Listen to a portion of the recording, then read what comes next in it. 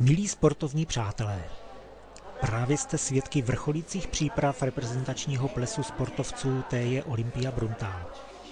Tento ples je připomenutím již 20letého trvání této tělovýchovné jednoty, jež za dobu svého působení vychovala nespočet skvělých sportovců a dokonce i reprezentantů. Společně se sportovci se má k oslavám dostavit i řada významných hostů, jejichž příchod očekáváme každým okamžikem.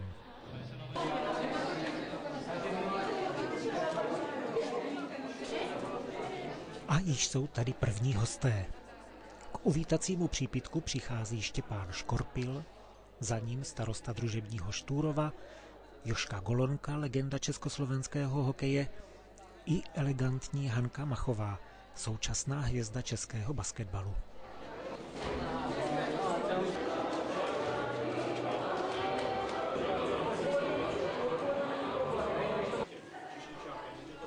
Do zahájení plesu zbývá ještě něco času a zatímco se hosté pomalu usazují, je čas doladit poslední detaily.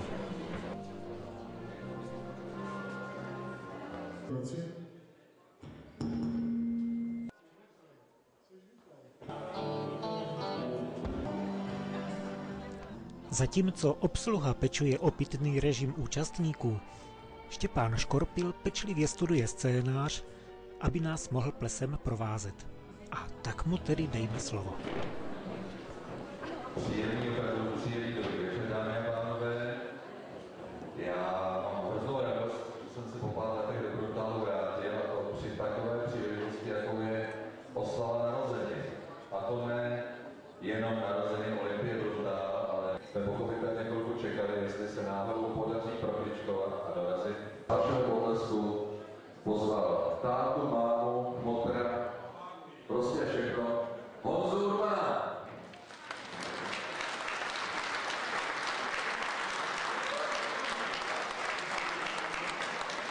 A já si vás si zase těm se co dojedou, není to vůbec jednoduché, tak tady držím palec.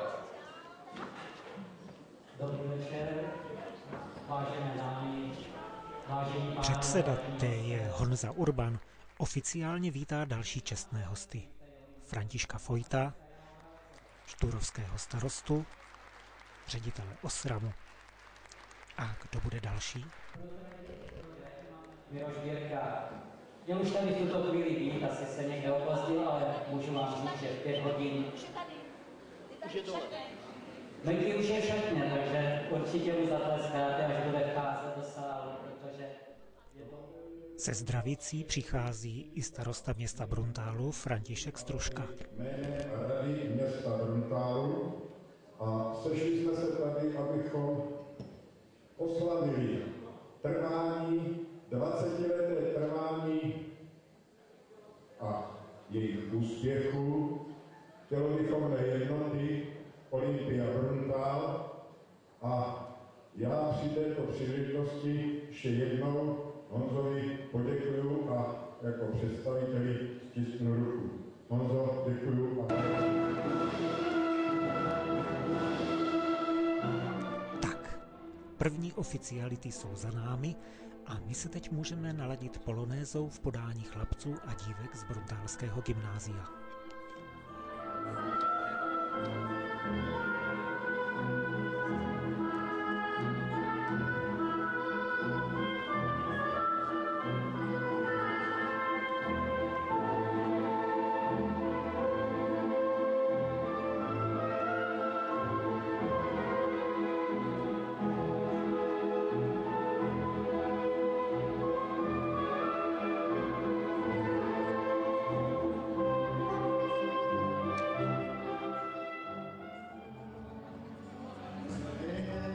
Tančit jsme sem přišli ale také my.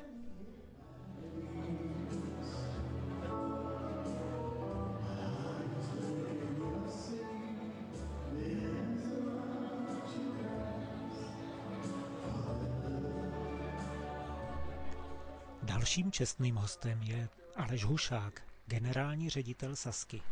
13 let sponzoruje, nevím jestli osobně nebo jako Sazka, osobně, a to je rozdíl, přátelé.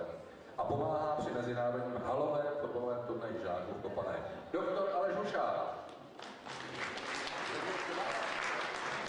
Dlouho vydržíme a vy se všichni pěkně bavte, pěkný večer. A teď se spolu pozorně dívejme, abychom to za chvíli na parketu dokázali zrovna tak.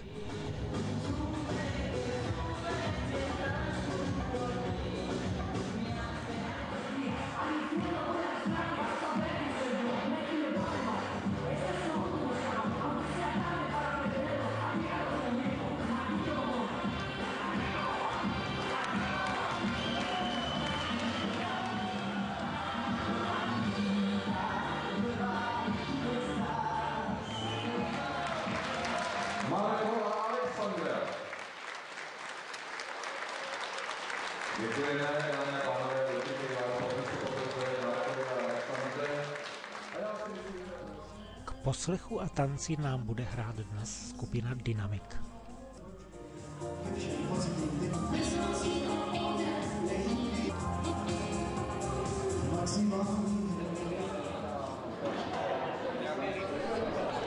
Živo je nejen na parketu, ale také v dolním baru.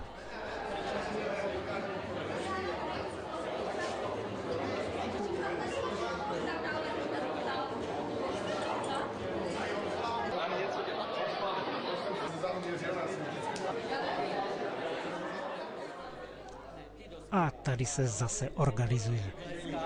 Rozumíš? A ty přijdeš, pozveš Jožu, přijde Jožo a pozveš i Štěpána. Ano.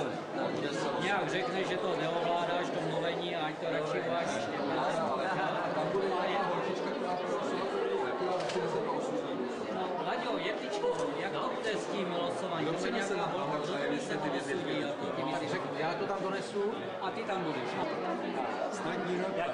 To ještě je čas, jo? To ještě je čas. No, není čas. Bude losování, když jsem mu dal kytaru. A počkej. Tak já jdu pro vizitky dole. Velký zájem je i o lístky do tombolí, byť ceny jsou dnes opravdu skvělé.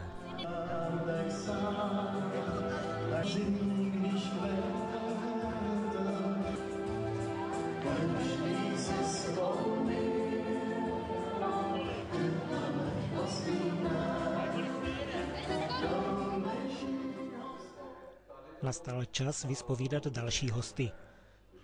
Na pódiu je s Alešem Hušákem Hanka Machová. Pak tam dostanete teda sice malinko, ale přece jenom prostor odmírá třetí zápas. A v tom třetím zápase seberete na kostní moučku o 40 nebo kolik.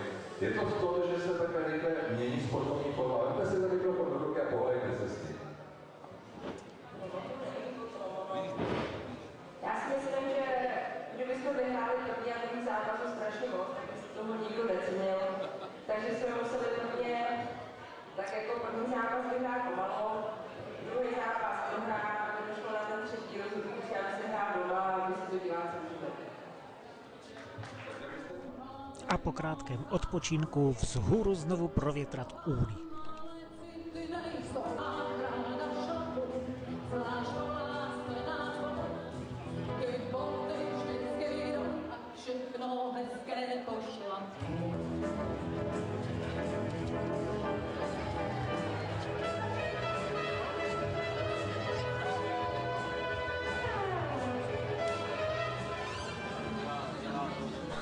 Správně, na sportovním plese jedině nealko.